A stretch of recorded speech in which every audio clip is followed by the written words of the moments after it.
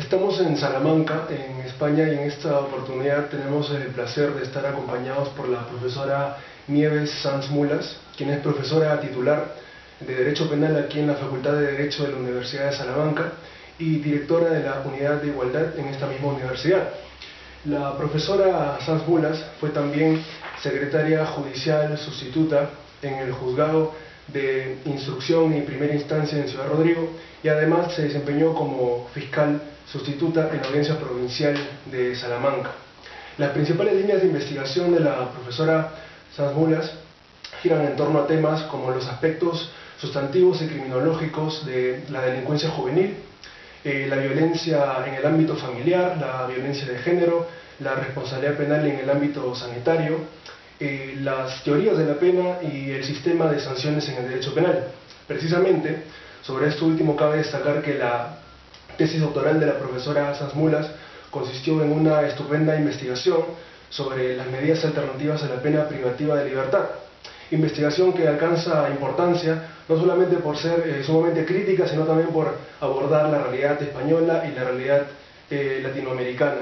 Pues bien, queremos agradecer a la profesora por darnos esta oportunidad y en caso pues quiera compartir con nosotros algunas impresiones iniciales antes de comenzar la entrevista. Faltaría más. Muchas gracias a vosotros por la oportunidad. Comenzamos cuando quieras. Perfecto. Ya has hecho un resumen de mi vida. Perfecto. Entonces comenzamos con la entrevista. Y la primera pregunta que quisiera formularle consiste en conocer los motivos por los cuales usted se dedicó al derecho penal, a la carrera académica en derecho penal. Pura casualidad. Yo estudié ciencias puras con la intención de ser médico y acabé siendo doctora en derecho penal. Estudié derecho por casualidad, pero en el momento en que me tropecé con el derecho penal me enamoré. Y yo creo que tuvo mucho que ver el profesor que me dio, que fue Ignacio Verdugo, que se convirtió después en mi jefe. El modo en que impartió las clases hizo que yo me enamorara del derecho penal, y siempre le digo que él es culpable de que yo me dedique al derecho penal. Y ahora estoy absolutamente encantada. He encontrado mi vocación. Genial, profesora.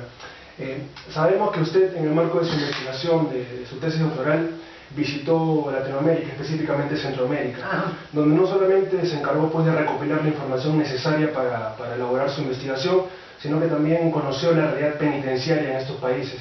¿Qué experiencias nos puede contar al respecto?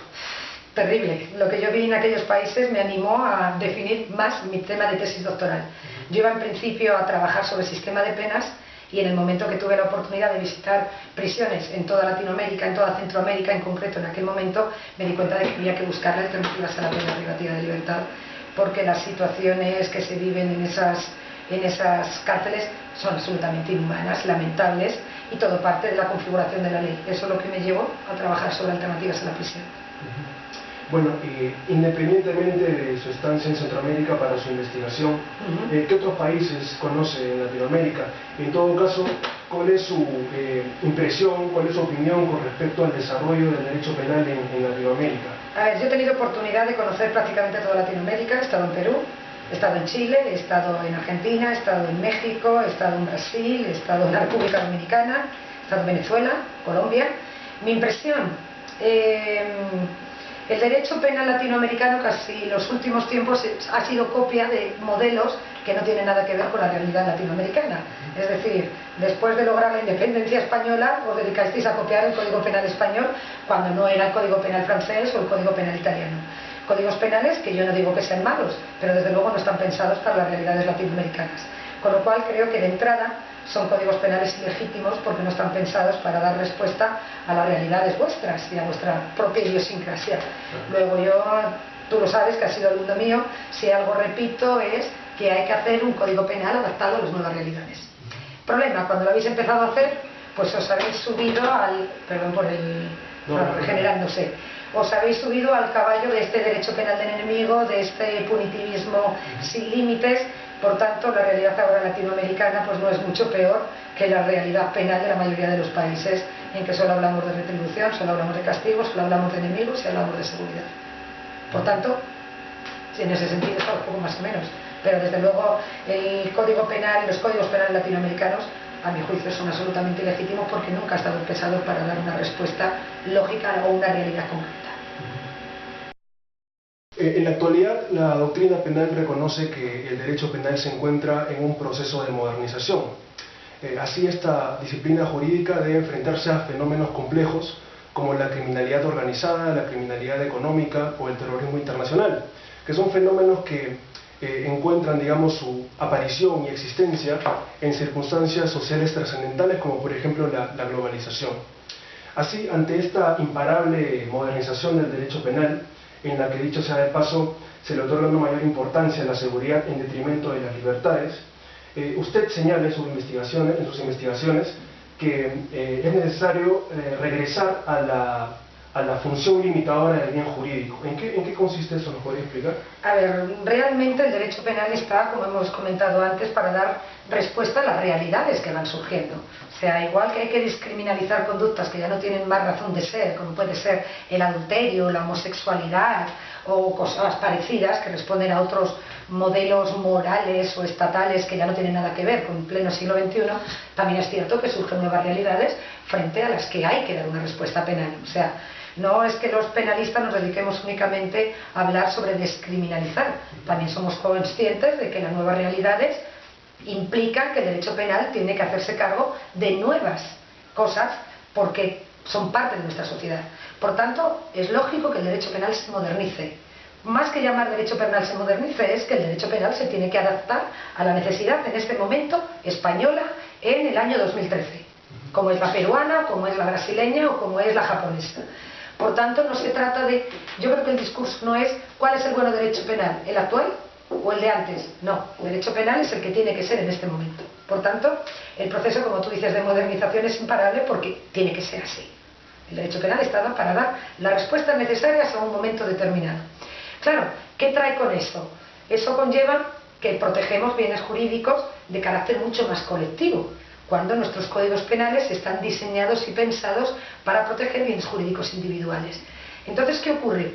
Que estamos un poco descontrolados, estamos un poco en plan de cómo enfrentarnos a estas nuevas realidades con herramientas pensadas pues para un tipo de delincuencia más individualista, un tipo de delincuencia frente a bienes jurídicos individuales que no tiene nada que ver con esta actual sociedad del riesgo, con esta actual sociedad tecnológica, con esta actual sociedad globalizada. Desde luego el derecho penal tiene que adaptarse, ¿de acuerdo? Pero ¿cómo tiene que adaptarse? ¿Simplemente buscamos la funcionalidad del derecho penal? ¿El derecho penal ahora se enfrenta a nuevas realidades, todo vale frente a eso? No, cuidado, no podemos ni mucho menos dejar abandonadas logros y conquistas que ha supuesto muchísimos años de investigación y muchos años de humanización en todo este proceso. Por eso se habla de proteger el bien jurídico, es decir, que el bien jurídico siga siendo el límite. ¿Qué significa eso? ¿Que el bien jurídico tiene que ser bien jurídico individual? No, la función del bien jurídico se tiene que interpretar conforme a la realidad, ¿de acuerdo? Luego, por supuesto, hay que proteger bienes jurídicos colectivos, ¿de acuerdo? Pero no de cualquier manera. Hay que proteger bienes jurídicos colectivos interpretándolos de cara a la Constitución, a lo que se supone es necesario proteger sin perder los principios democráticos. No sé si me entiendes, es decir, sí que hay que proteger, pero siempre en base a principios de necesidad, eficacia, proporcionalidad y racionalidad. ¿De acuerdo? Eso nos llevaría a que, bueno, pues a seguir manteniendo la última ratio del derecho penal, a que protejamos esos bienes jurídicos, pero siempre con proporcionalidad y, por supuesto, adaptándonos a la nueva realidad. Digamos que rescatamos del derecho penal clásico esa función limitadora, pero adaptándola a la nueva realidad, a la nueva bienes jurídicos, que por supuesto son colectivos. Y de hecho, a mi juicio, hoy por hoy, hay bienes jurídicos colectivos mucho más importantes que bienes jurídicos individuales. Por ejemplo, el medio ambiente frente a la propiedad individual, ¿de acuerdo? Y solo esta función limitadora del bien jurídico nos permitiría interpretar, por ejemplo, la nueva realidad socioeconómica, ¿de acuerdo? Los crímenes de los poderosos. ¿Pero significa eso que de cualquier manera? No, es un Estado de Derecho, es un Estado democrático, tiene límites, ¿de acuerdo? Y esos límites los daría esa versión del bien jurídico, ¿de acuerdo? Pero una interpretación del bien jurídico conforme a una nueva realidad. No que hablemos de bien jurídico y parezca que nos volvemos a retroceder al derecho penal clásico. No, bien jurídico teniendo en cuenta la nueva realidad con el margen que interpreta la Constitución. Y esa es la idea. O sea, no podemos limitarnos a un derecho penal funcional, porque sería un derecho penal que se abstraería de todas las conquistas logradas y un derecho penal que acabaría con todo lo que llevamos estudiando e investigando durante años. No, se trata de un derecho penal siempre con los límites connaturales al derecho penal y que empieza por definir qué bienes jurídicos merecen la atención del derecho penal y siempre con los límites en los que siempre se ha basado el derecho penal. Eso es más o menos lo que vengo a decir con esa interpretación. No podemos renunciar a la modernidad del derecho penal. Lo convertiría en ilegítimo. Si el derecho penal no se adapta a las nuevas circunstancias, no sirve. Un derecho penal que siga castigando el adulterio, la homosexualidad, yo que sé, o algún tipo de conductas de otras realidades, es un derecho penal que no serviría de nada. Es lo que te comentaba respecto de los códigos penales latinoamericanos. Cuando son copiados de códigos pensados para otras realidades, son códigos ilegítimos. Por lo mismo pasaría con un código penal español pensado para España, pero para una España de hace 100 años. No, el código penal español tiene que estar pensado y adaptarse a la realidad de España, del 2013. ¿De acuerdo? Pero cuidado, no de cualquier manera. Siempre partiendo de que, ¿cuáles son las funciones del derecho penal? Proteger bienes jurídicos. ¿Qué bienes jurídicos? Aquellos bienes jurídicos que en este momento sean importantes, interpretándolo conforme a la luz de la Constitución y de un Estado social y democrático de derecho. ¿Que esos bienes jurídicos tienen carácter colectivo? Es evidente, la realidad nos lleva a eso. ¿De acuerdo?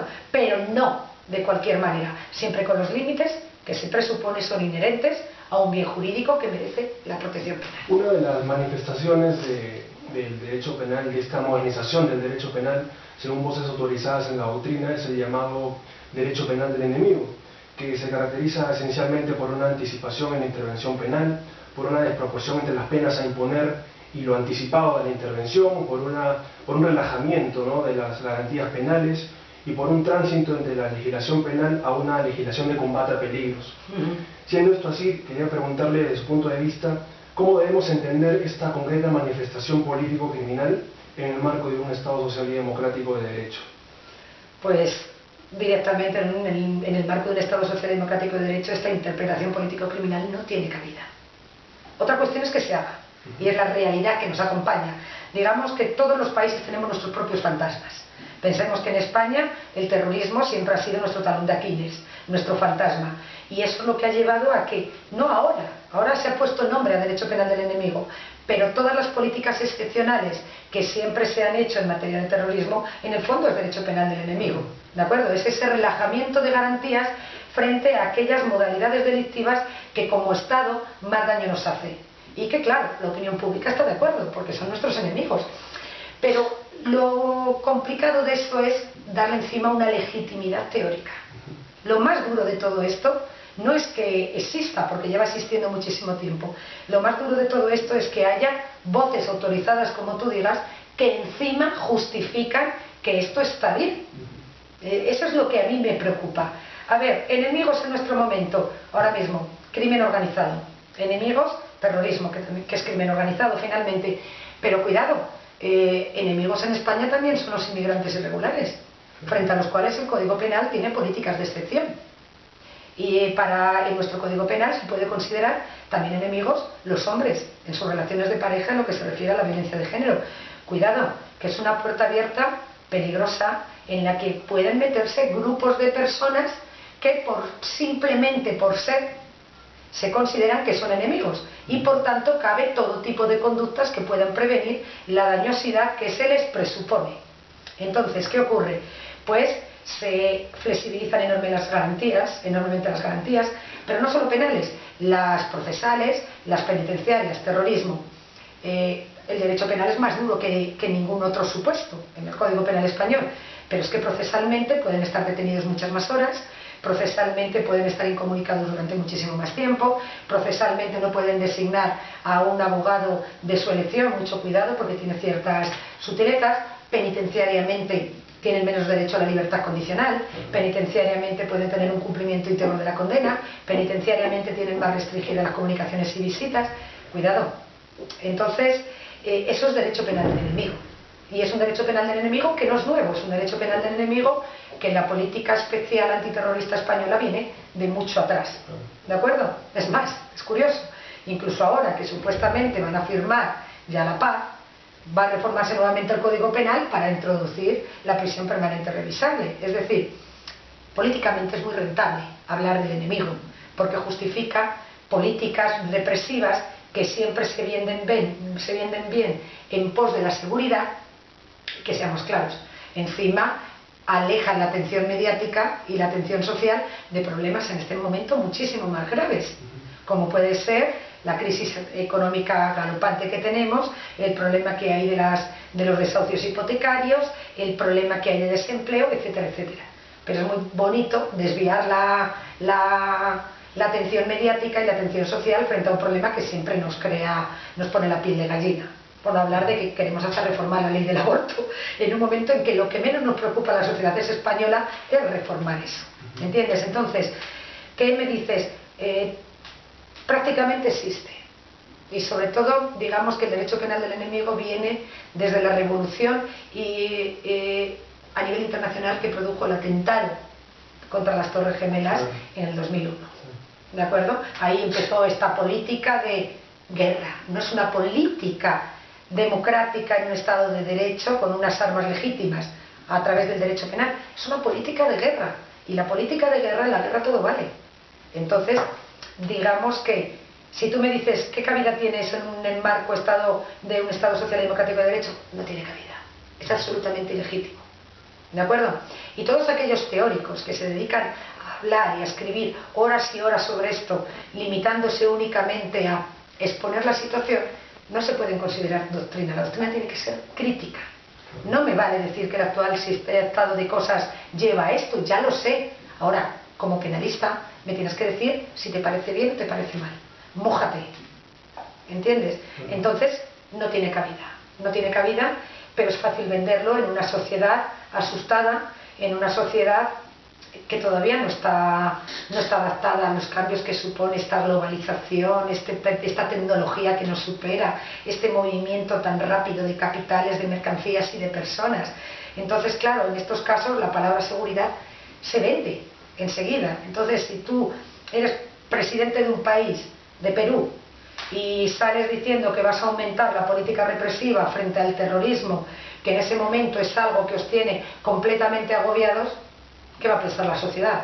Que eres un presidente magnífico. Claro, sí. ¿De acuerdo? Que eres un presidente magnífico y que eres un presidente que vela por la seguridad de los ciudadanos. Lo que no saben los ciudadanos es que más seguridad siempre es menos libertad. Y de lo que se trata es de buscar el equilibrio entre una cosa y la otra. Es decir, sí hay que luchar frente a este tipo de fenómenos delictivos, pero las armas que se utilizan para cualquier otro tipo delictivo. No vale flexibilizar las garantías, no vale anticipar, no vale no diferenciar las formas imperfectas de los actos preparatorios de las formas consumadas, no vale no diferenciar al partícipe del autor, no vale todas las políticas penitenciarias que no piensan en la resocialización sino en la inocuización de estos delincuentes. No podemos hablar de un derecho penal diferente para los presuntos ciudadanos que para los enemigos. Todos somos ciudadanos, ¿de acuerdo? Ciudadanos que han transgredido la norma y frente a los cuales el Estado de Derecho tiene que actuar con las garantías correspondientes. Si no, el nombre Estado de Derecho nos viene muy grande. Después de tantos años de discusión, ¿qué queda sobre el debate sobre los fines de la pena? ¿Cómo se podría en la actualidad dar respuesta a la pregunta ¿cuáles son los fines de la pena? A ver, el tema de los fines de la pena, como tú bien sabes, es un tema complejo y casi siempre olvidado, ¿de acuerdo? En los planes de estudios de las facultades de Derecho, el tema de las penas y de las alternativas, de las sanciones, es decir, nos enseñan que la norma penal es supuesto de hecho, consecuencia jurídica. ¿Qué es el supuesto de hecho? Delito. ¿Qué es la consecuencia jurídica? Una falta, una medida de seguridad. ¿Cuánto tiempo le dedicamos a estudiar cada una de las cosas? Casi siempre nos centramos en el estudio de la teoría del delito, del supuesto de hecho. Abandonamos completamente el fin de la pena, las consecuencias. Es como que el derecho penal se acaba cuando recae una sentencia. Pero cuidado, esa sentencia la tiene que cumplir alguien. Y en un Estado de Derecho, ¿qué sentido tiene ponerle una sentencia a alguien? ¿Qué finalidad perseguimos con ella? ¿Qué buscamos? Como Estado de Derecho cualquier fin es legítimo. Como Estado social y democrático de Derecho, el ojo por ojo, diente por diente tiene cabida. Porque también podríamos preguntar qué sentido tiene meter en la cárcel a alguien que ha matado si el muerto no va a volver a revivir. Entonces, claro, es un tema que interesa que es primordial, porque si tú te preguntas para qué sirve la pena, te estás preguntando para qué sirve el derecho penal. Y por tanto, si es legítimo lo que estamos haciendo con el derecho penal, cómo lo estamos configurando, cómo estamos tipificando cualquier conducta delictiva. Bien, en un Estado social y democrático de derecho, en teoría, porque una cosa es la bonita y tópica teoría y otra cosa es la cruda y fea práctica, en teoría en un Estado social y democrático de derecho solo los fines preventivos tienen sentido. Es decir, si tú cometes un delito, te metemos en la cárcel para, bien, que los demás sepan que la norma no se tiene que transgredir porque tiene una consecuencia negativa, con lo cual estaríamos buscando la prevención general, y también para que tú, si supuestamente ese delito lo has cometido por una carencia en tu socialización, un problema económico, etcétera, te resocialices para que no vuelvas a cometer. Esa es la teoría, ¿vale? ¿Cuál es la práctica? Bien, la práctica es que hoy por hoy yo creo que estamos volviendo al retribucionismo puro y duro.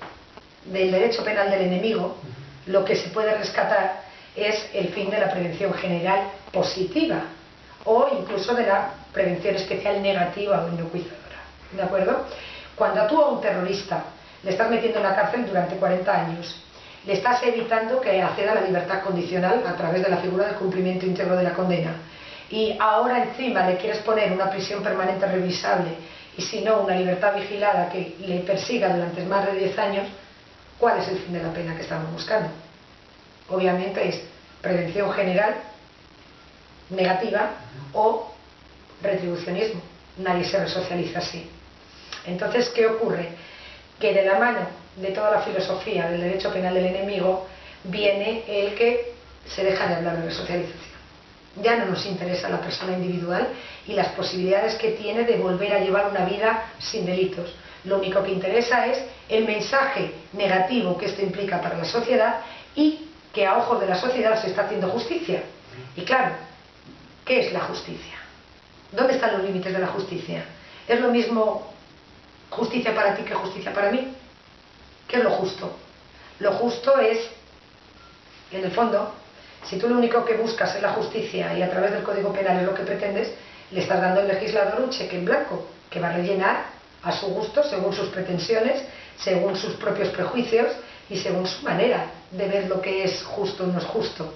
Entonces, cuando tú le dices a la sociedad, hay que castigar a los terroristas porque es justo, y la sociedad dice, va, es justo, vale, ¿cuáles son los contornos? ¿Hay algún límite?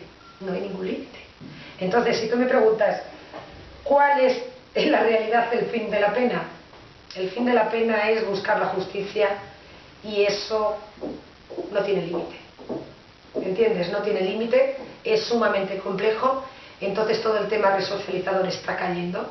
Cada vez que se reforma el Código Penal, lo único que se está haciendo es aumentando los motivos de ingresar en prisión, ¿vale? Castigando con prisión delitos que antes no eran tales, y los que ya estaban, aumentando el tiempo a estar en prisión, y encima rebajando las posibilidades de salir antes de la cárcel a través de la figura como la libertad condicional, e incluso añadiendo otro tipo de figuras como puede ser la libertad vigilada, que no, cuando sales de la cárcel encima te ponen una medida de seguridad para seguir supervisando tu existencia durante otros 10 años. En definitiva, para mí, que es mi especialidad, como tú has anunciado, el tema de la teoría de la pena, estamos ante un momento complejísimo. No sabría decirte cuál es el fin de la pena en este momento. Lo que tengo claro es que no es el fin o los fines que serían los coherentes con un Estado social y democrático de derecho, según el cual o en el cual en el momento legislativo el único fin debería ser la prevención general, pero sin olvidarte que eso se le tiene que aplicar a alguien después, con lo cual en este momento también hay que pensar en libertad condicional, en suspensión condicional de la condena, en sustitución, etcétera, etcétera. En el momento judicial el único fin que se le debería privilegiar es el fin preventivo especial, es decir, el Código Penal ya nos da un margen entre un mínimo y un máximo. ¿Qué pena te pongo a ti? Tiene que ir en relación con tu capacidad resocializadora.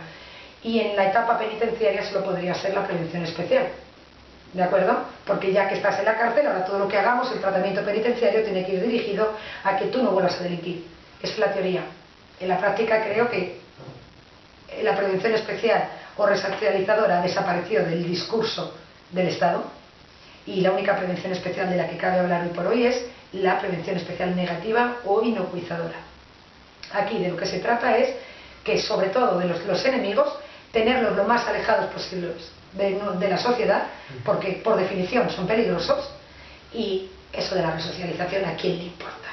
Sí, sobre todo, aunque me imagino que hablaremos después, es un tema, una falacia a estas alturas, frente al que se ha dedicado muchísimo tiempo, pero se han obtenido poco o ningún resultado. Por tanto, hoy por hoy, prevención especial positiva, prevención especial negativa o inocuización, y prevención general positiva a través del discurso de lo que es justo o injusto.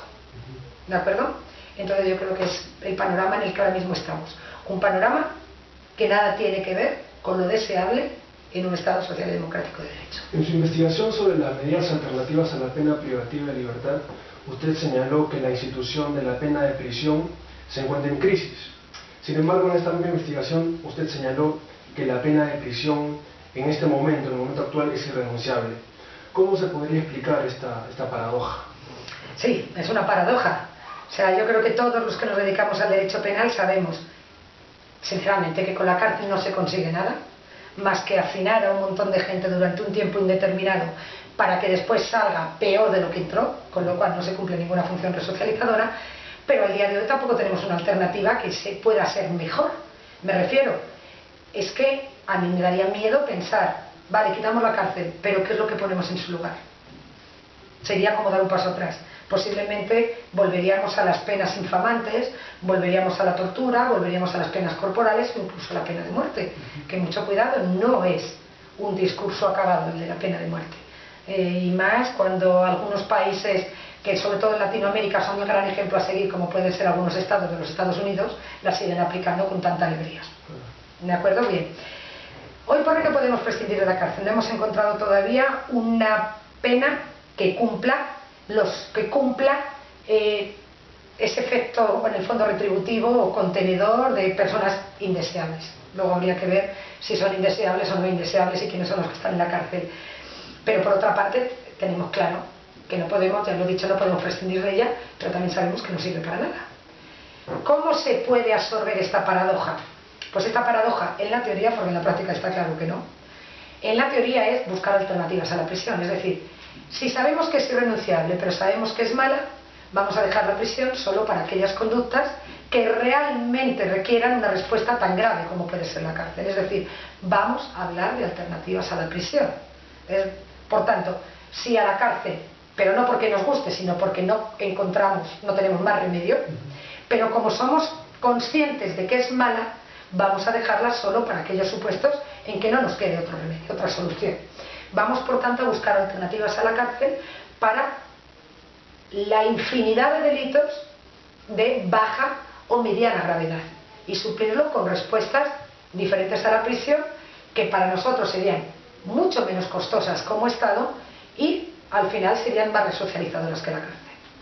Cuando tú me preguntaste qué me pareció a mí lo que vi en Latinoamérica, pues yo lo que vi en Latinoamérica es que las cárceles están llenas de pobres diablos, de gente con situaciones económicas y educacionales ciertamente deplorables, que estoy convencida es lo que les ha llevado a delinquir, por no hablar de los que están en prisión preventiva, que todavía no sabemos si deberían estar o no deberían estar allí, porque son presuntos inocentes hasta que no se demuestre lo contrario. Alternativas a la prisión. Yo recuerdo cuando empecé a hacer la tesis doctoral que yo quería hablar de abolicionismo.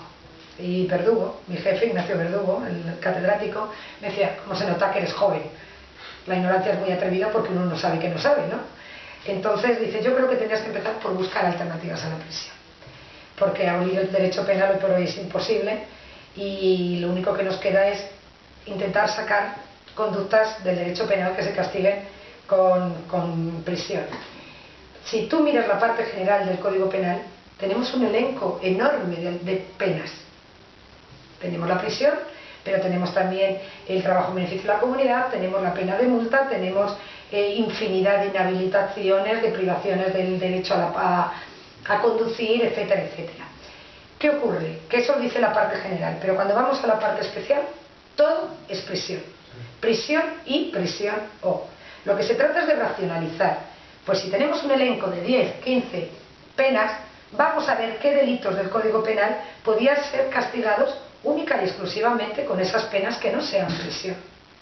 No sé si me vas entendiendo. Es decir, tenemos un discurso carcelario que lo único que nos está llevando es hacinar a miles de personas dentro de las prisiones en condiciones muchas veces absolutamente lamentables y, lo más curioso, sin destinar las partidas presupuestarias necesarias en política penitenciaria. La solución la tiene el Código Penal. La solución está bien. Vamos a ver. ¿Deberíamos realmente castigar el hurto con cárcel? ¿O bastaría castigar el hurto con una pena de multa bien calculada o un trabajo en beneficio de la comunidad? Cualquiera de ellas sería muchísimo mejor que la prisión. ¿Por qué? Porque la prisión siempre nos va a suponer un gasto. Y sabemos de sobra qué tipo de personas se va a encontrar este condenado cuando vaya a la cárcel y cómo va a salir de la cárcel. Mientras la multa, en vez de suponer un gasto, supone un ingreso. Que un ingreso que podría dedicarse a política preventiva, ¿de acuerdo? A prevención primaria. Vamos a dedicar ese dinero recabado de esa manera para escuelas, para talleres ocupacionales, para suplir las carencias de aquellos que en su mayor parte ocupan las cárceles, sobre todo latinoamericanas, que también pasa en España, ¿eh? ¿De acuerdo? Trabajo en beneficio de la comunidad. Van a trabajar para nosotros y cuando el condenado trabaje para la sociedad será capaz de convencerse de que eso es lo correcto. No sé si me entiendes. Entonces, no nos queda más remedio que continuar con la cárcel, ¿vale? Pero pensémosla bien. Cárcel para delitos graves. Mientras los delitos menos graves, perfectamente, teniendo en cuenta la idiosincrasia de cada uno de ellos, esos delitos graves pueden estar perfectamente castigados con penas diferentes a la prisión. ¿Se cumplirían los fines de prevención general y prevención especial? Estoy convencida de que sí. Y las tasas de reincidencia bajarían enormemente. ¿De acuerdo? Porque la cárcel ha demostrado que no resocializa a nadie. Entonces, se trata de racionalizar el derecho penal y no con pretendidas figuras que nos vamos a inventar mañana. Ya las tenemos. Pero lo que hace falta es política no carcelaria que esté dispuesta a invertir en este tipo de alternativas que a la larga son mucho menos costosas e inmensamente más eficaces, ¿vale? Y si eso lo extrapolamos, por ejemplo, a la realidad penitenciaria peruana, viéramos qué tipo de personas están dentro de las cárceles peruanas, nos daríamos cuenta que la inmensa mayoría están por delitos de poca gravedad, bajaría el hacinamiento carcelario, ¿de acuerdo? ¿Y eso qué haría? Que las pocas personas que realmente tuvieran que estar en las cárceles peruanas recibieran el tratamiento oportuno para que pudiéramos conseguir algo bueno con ellos. Y por supuesto a todo esto le tiene que anteceder algo importantísimo: modificar las leyes en relación con la prisión preventiva. Porque el tema de los presos sin condena es un tema que, si no se resuelve, de nada sirve todo lo que digas. Porque de nada sirve de buscar alternativas a la prisión a una persona que ha tenido que esperar juicio 2 años en condiciones lamentables en una prisión peruana o una prisión española o una prisión de cualquier país del mundo. Entonces, se trata de buscarle racionalidad, de cambiar este objetivo. Es que parece que en estos países, el tuyo, el mío, casi todos, no se hace justicia si alguien ingresa en prisión, si no ingresa en prisión. Pero os tenemos que preguntar, ¿sirve de algo que ingrese en prisión? ¿Se consigue algo? ¿O al problema que implica el delito le tenemos que unir el problema de mantener a esta persona durante años en la cárcel, con los gastos que eso genera, para que cuando salga, sin duda, salga todavía peor de lo que entró y por tanto vamos a tener un delincuente de por vida? En el fondo es ponernos a racionalizar. Ahora, no soy tonta. Ese discurso hoy por hoy vende menos que nunca. Porque con el actual derecho penal del enemigo, con el actual la seguridad a toda costa, con la actual política de la tolerancia cero, lo único que vende es reformar el Código Penal para hablar de represión. Pero los que nos dedicamos a estudiar estas cosas, si no nos seguimos tirando del otro lado de la cuerda, volveremos a las mazmorras del siglo XV, en que metemos a los condenados para que se mueran de hambre, de sed o de vete tú a saber qué enfermedad. Finalmente, estimada profesora, el artículo 9 del título preliminar del Código Penal peruano señala que la pena tiene una función preventiva, protectora y resocializadora.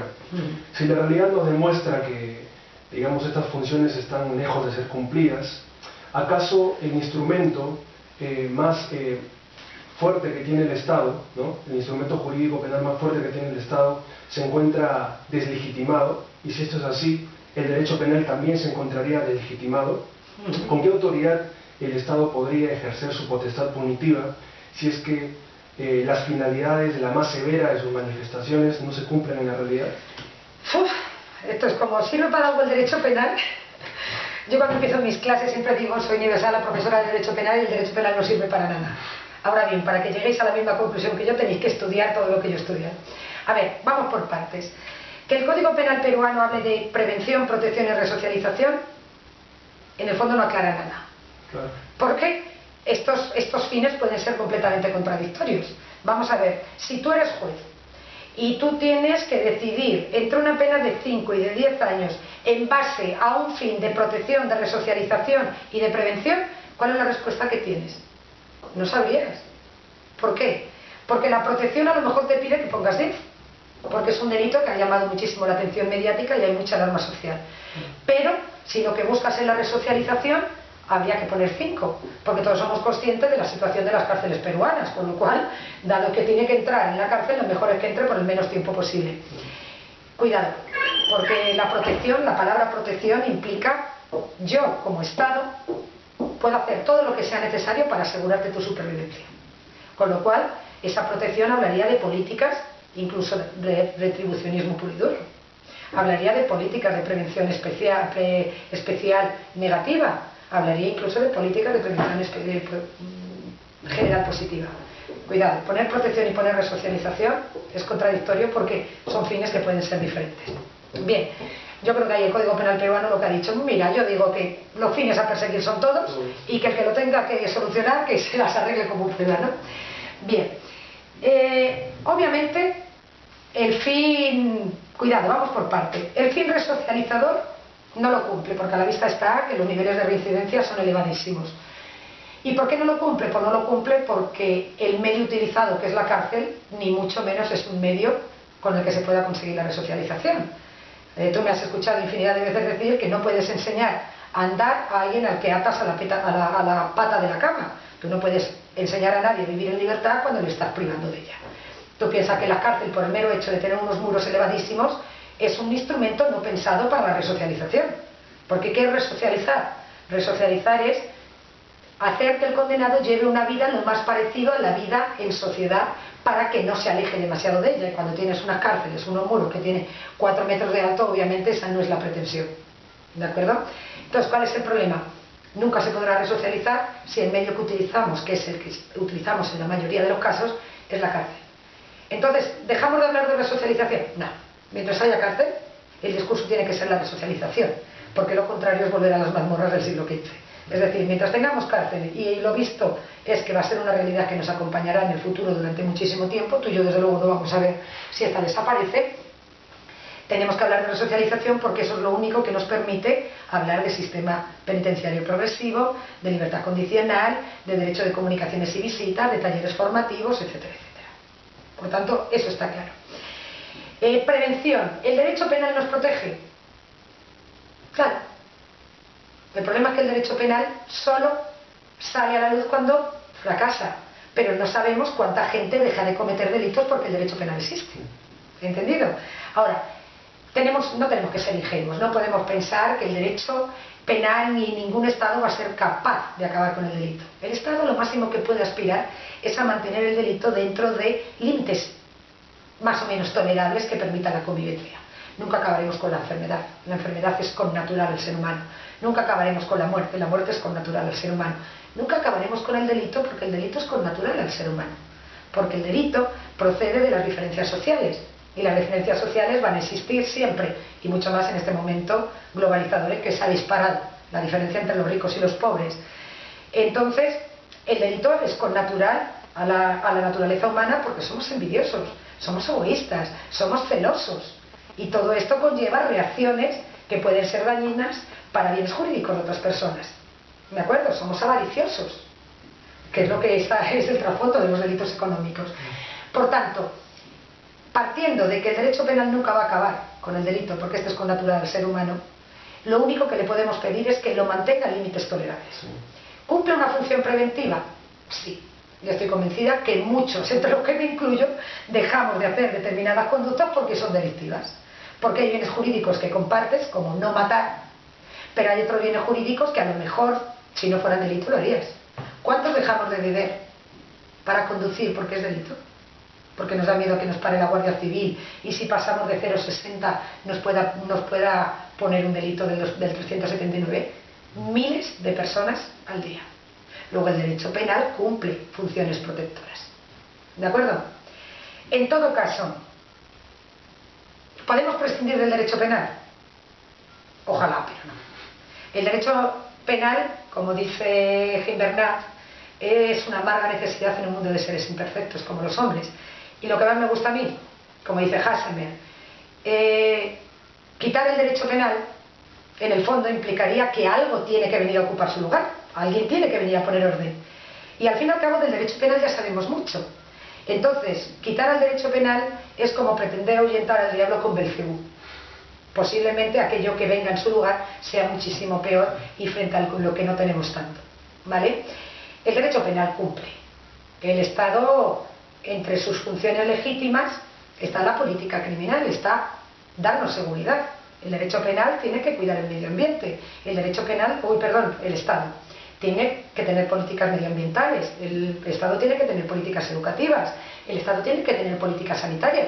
El Estado tiene que tener políticas de seguridad pública.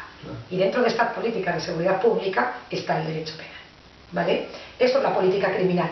¿Qué es la política criminal? Las medidas políticas adoptadas por el Estado concreto para luchar contra el crimen, como la política sanitaria es la construcción de hospitales, etcétera, etcétera, la política educativa es la construcción de escuelas. Otra cuestión es si la política criminal se hace de una forma coherente o podría ser mejorable, pero necesaria es necesaria. Y el derecho penal es necesario. Hasta que no llegamos a una sociedad civilica en que desaparezcan los defectos inherentes al ser humano, el derecho penal siempre será necesario. Ahora, no creo que lo estemos haciendo bien. Creo que lo podríamos hacer mejor. Creo que hay que sacar conductas del derecho penal que ya no tienen sentido y que podrían ir perfectamente por otras ramas del ordenamiento jurídico y rescatar el carácter de última ratio del derecho penal, porque el derecho penal no le podemos hacer responsable de todo. El derecho penal no puede educar. El derecho penal no puede ir como si fuera la solución a todos los problemas. No. En derecho estudiamos muchas ramas. Está el derecho civil, está el derecho administrativo, está el derecho fiscal, el derecho laboral. Cuidado, deja el derecho penal solo lo más grave, para que pueda tener tiempo y tranquilidad para poder actuar de forma concreta. ¿Vale? Entonces creo que la política criminal va en dirección contraria.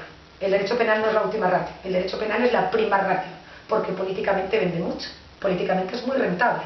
Hablar de seguridad, hablar de cárceles, hablar de más policías, hablar de más jueces, es algo que a la opinión pública le da tranquilidad. Entonces, es más barato que la política posiblemente educativa que está detrás del problema del crimen, pero cuyos efectos se van a ver dentro de 15 años y al gobierno de hoy no le interesa. No sé si me vas entendiendo. Luego, la política criminal es necesaria, no se está haciendo bien. A mi juicio, el derecho penal no es la prima ratio, ni muchísimo menos. Hay que devolverle el carácter de última ratio. Un carácter de última ratio que no tiene por qué no implicar la inclusión de nuevos bienes jurídicos, porque la realidad nos obliga a ello, pero saca aquellos que ya no tienen sentido. ¿De acuerdo? Quita las faltas del Código Penal. Que sea una medida administrativa, que además desahogaría enormemente a los juzgados. Y luego, una vez que has descriminalizado y has sacado aquello que no merece la pena que esté en estos momentos en el Código Penal, y has incluido lo que la nueva realidad nos obliga a meter, como pueden ser delitos colectivos, delitos de riesgo, etcétera, etcétera, ¿vale? Ahora vamos a ver, de las penas que prevé la parte general, ¿cuál le viene bien a este delito? ¿Cuál le viene bien a este delito? ¿Cuál le viene bien a este delito? Vamos a racionalizar, ¿de acuerdo? Vamos a meter el Código Penal, que para eso está, aquello que es necesario, que requiera la dureza, ¿de acuerdo? Y todo el simbolismo que implica el derecho penal, pero una vez que esté en el derecho penal no castigues todo con cárcel, porque tenemos claro que la cárcel no sirve para nada, pero es necesaria. Deja entonces lo que no quede más remedio. Estimado profesor, ha sido un placer compartir estos momentos con usted. De verdad, a nombre de la Asociación Última Ratio le agradecemos mucho por se llama Última Ratio, qué curioso. Brindarnos estos momentos y bueno, y compartir estas reflexiones, ¿no? estos temas que usted ha desarrollado en sus investigaciones. En caso pues que usted quiera mandar algún mensaje, algún saludo a los jóvenes que van a ver este video en Perú y en general en Latinoamérica, pues le concedo la palabra. ¿Qué podría? Mensaje, que somos muy poquitos los que tiramos del otro lado de la cuerda, que es difícil, pero que incluso en momentos revueltos la justicia tiene que seguir siendo justicia. Y hay que abogar por los que no son tan privilegiados por el sistema, porque seamos claros, el derecho penal es una parte del derecho enormemente selectiva. ¿De acuerdo? Enormemente selectiva en que generalmente se aplica a los más desfavorecidos, a los más pobres, a los menos protegidos. ¿De acuerdo? Entonces, te dije al principio que yo tropecé con el derecho penal y fue de pura casualidad, pero ahora mismo tengo una vocación enorme. Creo que es una realidad enormemente interesante y que a todos nos atañe, a todos. O sea, no tenemos que olvidar de que el derecho penal es solo algo que les pasa a los demás, porque según se va flexibilizando, cada vez hay más posibilidades de que nos pase a ti y a mí. ¿De acuerdo? Porque yo a mis alumnos les digo, a ver, ¿quién conduce? ¿Quién bebe? ¿Quién conduce? ¿Quién bebe? No se atreven a decir que ellos, y levanto yo la mano, digo, yo soy la primera que lo hago. ¿Entendido? Luego, cuidado, que es una realidad que nos afecta a todos y a la que hay que traer racionalidad. Entonces, con iniciativas como esta asociación de Última Ratio, en que seamos los que tiremos desde el otro lado de la cuerda, que recordemos que sí, que es necesario, pero que también tiene que ser racional, que tiene que ser más cuidadoso con las garantías, que hay que recuperar la función garantista del derecho penal. Porque cuando tú me decías, ¿es necesario el derecho penal? Sí, porque el derecho penal cumple dos funciones. Previene delitos frente a los daños que los individuos podamos hacer frente a los demás, pero también es una garantía respecto a que una vez que el derecho penal te toque, digas, solo es bajo estas condiciones. Entonces, la función de garantía del derecho penal es básica en estos momentos en que la tendencia es toda la contraria. ¿Y quiénes somos los encargados de hacer esto? Nosotros. Entonces yo animo a investigar, a estudiar y a trabajar en el derecho penal, no solo en la teoría, también en la práctica, cuando seas abogado, cuando seas fiscal, cuando seas juez, teniendo en cuenta que es una herramienta demasiado peligrosa como para usarla con la levería con la que lo están usando nuestros políticos y con la falta de racionalidad con la que lo están usando muchos de los prácticos. Entonces, es nuestra obligación y, bueno, algo podremos hacer entre todos. Claro. Bueno, profesora, le agradecemos nuevamente por esta oportunidad. Esperemos que pronto pues, nos acompañe en Perú también para que pueda compartir con la gente de allá todas estas reflexiones muy interesantes. Ojalá. Y bueno, será hasta una próxima oportunidad. Muchas gracias. Muchas gracias. Hasta pronto.